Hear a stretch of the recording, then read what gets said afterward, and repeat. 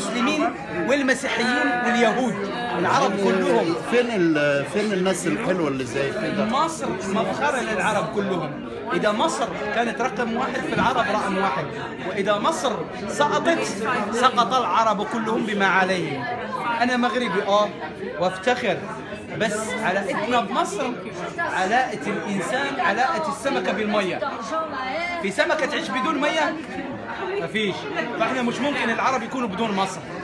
اهو ده. ما شاء الله ما شاء الله. يعني مفيش مش هقدر اتكلم ولا اعاقب على الكلام الحلو اللي اتقال ده. انا ما اعرفش اقول 1 على 10 منه بصراحه.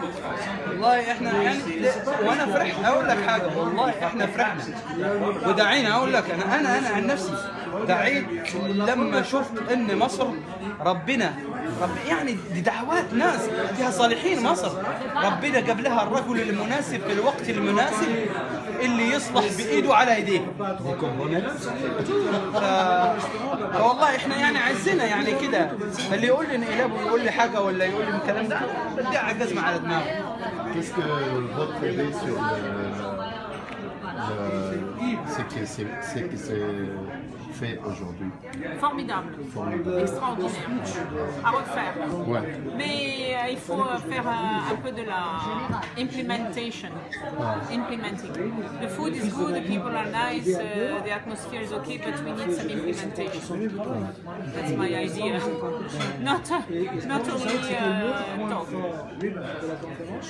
C'est très bien, mais il faut faire beaucoup plus pour de conférences comme cela, parce qu'on en a besoin. C'est pas seulement en France.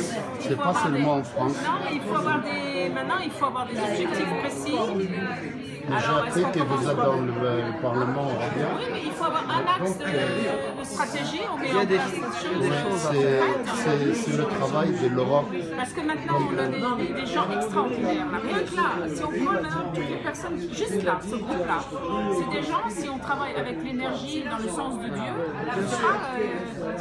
dans le sens de Dieu, je ne sais pas comment dire. C'est pas le sens de Dieu, c'est travailler avec amour. Oui, voilà. C'est voilà, qu'on soit sincère et on aime ce qu'on fait. Et on le fait par volonté, par amour à tout le monde. Voilà dans le sens de la paix, dans le sens de la paix, on voit tellement de choses qui vont pas bien. Maintenant, il faut trouver, je sais pas quoi, mais mettre cette énergie que nous avons chacun au service de ce qu'il faut faire maintenant. Mais nous, comme nous sommes des organisations de droits de l'homme, il y a le religieux islamistes, on a besoin aussi le religieux chrétien, et maintenant nous voulons la politique, si vous voulez, qu'elle se mette pour arrêter ce qui se passe en ce moment dans le monde entier. C'est pas seulement parce que les Coptes sont une minorité actuellement, alors qu'ils sont la source de réalité du peuple égyptien. C'est ça ce qui est dangereux dans soi-disant, on va dire que demain, les Français en France, ils vont devenir une minorité.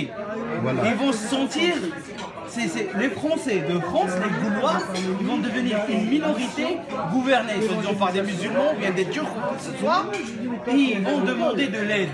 Alors les Coptes, qui sont vraiment la source, ils étaient têtes, ils sont en train de les pousser pour devenir pieds. Alors je crois qu'on doit agir avant qu'il soit trop tard. Et alors oui, on dit on travaille sur l'Égypte, on travaille pour les Coptes en Égypte, parce que ça c'est vrai, ils sont nombreux. L'image ça doit commencer d'ici, en France, de l'Europe, l'Union européenne. Parce que Jean il pense que la source du terrorisme c'est l'Égypte, c'est le Caire. C'est les frères musulmans. C'est les frères musulmans, parce que quand on parle des frères musulmans, tous les mouvements islamiques qui existent, que ce soit Da'wa al-Tabligh, que ce soit l'Islah al-Jdid, que ce soit Salafiyya, Al-Adl al-Ihsan, tous ces mouvements-là, ils sont tout simplement des filières de la même école qui sont les frères musulmans. Moi je dis les frères Satan. Et si cette organisation ne se fait pas détruire, déraciner, vraiment on s'attend à des milliers et des milliers comme Mera. Avant, les frères musulmans, ils avaient des champs, des places dans lesquelles ils forment la jeunesse, on va dire l'Afghanistan, les machins et tout. Actuellement, tout ça se passe par un clic. Alors demain, votre fille, dans sa propre maison, ils vont l'envahir par des idées à eux. Ils sont des connaisseurs, hein. Ils sont des vrais psychiatres dans ça, pour vraiment trouver les preuves, pour dérouter les réalités et pour recruter la jeunesse, ceux qui ont perdu l'identification, ceux qui sont dans des problématiques familiales. Il y a plein de choses qui vont cibler eux et recruter notre jeunesse. Vous savez qu'actuellement, combien on a de jeunes français dans la Syrie, dans l'Irak, qui sont recrutés par qui? Par moi? Non, par les frères musulmans. Et leurs alliés en France, dans la Belgique, dans l'Allemagne et tout. Et vraiment, la source, la noyau, c'est les frères musulmans, quoi. Alors, on doit chercher la maladie dans sa source. Il y a un médecin égyptien à l'époque qui m'a dit vraiment quelque chose he was like a wise man. C'était quelqu'un de trop intelligent.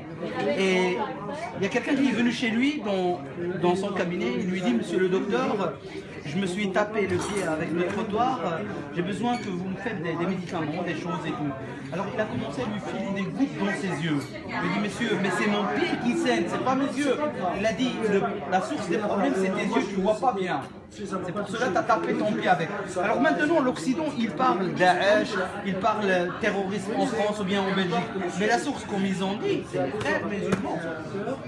Alors on doit y aller dans la source, arrêter le gaz toxique qui est en train de toxiquer le monde entier.